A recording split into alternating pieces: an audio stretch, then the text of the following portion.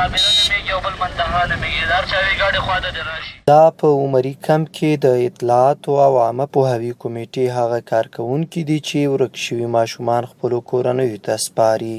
دغې کمیټې په پنډغالي کې د ډېرو کورنیو سرګردانۍ ورختمې کړي او هغوی سره یې د ورکو شویو ماشومانو او توکو په پیدا کولو کې مرسته کړې. دلته راغلی یم، د ما ته ماشومانو دا تعلیم کوم کړی و، دلته ما دوی ته شکایت وکړ چې دا تعلیم به زه چیرې کوم. دوی ما ته دا فرمه راکړه، په دې باندې دوی هر څه لیکلي په دې کیمپ کې چې کوم شی هغه دي.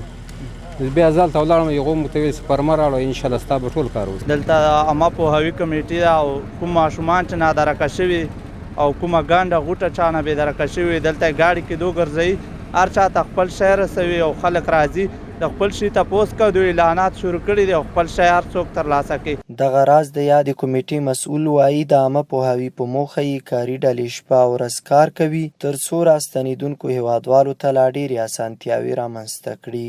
د عامه پوهاوي په موخه همدارقم ته د کارونو ترسروي په موخه باندې لارښود پاڼې چاپ کړي دي او د دې ترڅنګ 4 ځایونه زموږ هغه حوزې دي. 4 حوزو کې هر حوزه کې د معلوماتو یوه خیمه لګول سوې ده یا په اصطلاح یوه غرفه لګول سوې تر څو پورې خلک وکولی شي په هغه ځای کې هر ډول معلومات ترلاسه کړي. د مسؤلینو په خبره اوس مهال د تورخم د ماشومانو ملاتړ مرکز کې 15 ډیپورټ شوي ماشومان تر ساتنې لاندې دي او سلګونه نورو ته یې عامه پوهاوی ورکړی دی.